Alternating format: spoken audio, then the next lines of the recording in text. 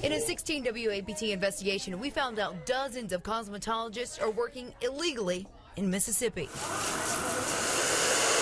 Hundreds of hairstylists have been operating without a license because of a backlog with the state board. The average graduate was having to wait on the average of 2 months or more just to be able to go take an exam. Then once they accomplished that level, then they were waiting 3, 4, some up to 6 months just to receive their license. And so they couldn't work without it. Can't work without it. I mean, it's definitely gonna put a pause, but you can only hope for the best that it doesn't take that long. But I'm hoping that it doesn't take that long. But a lot of people just can't wait. Most hair experts blame the backlog on the Mississippi Cosmetology Agency. Do you think it's fair to say that people hated this agency at one point? I would say, yeah, probably. Waylon Garrett just took over as president of the state's cosmetology board this year. At the same time, the board was facing a crisis. The legislature was actually going to disbar the board, get rid of us.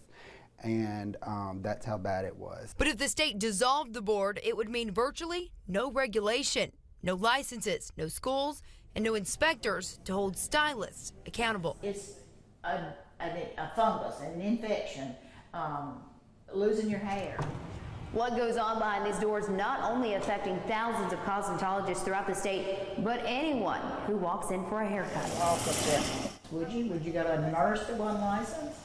Well, I mean, the same type of things that nurses and doctors have to go through for sanitation and everything, those same procedures have to be done in the beauty industry. This year, the board has already fired several old employees. When the new board came in, it wasn't just about clearing up the paperwork, but they also had to physically clean up after former employees trashed the place. The office was a disaster. There was stuff thrown everywhere. There was files deleted.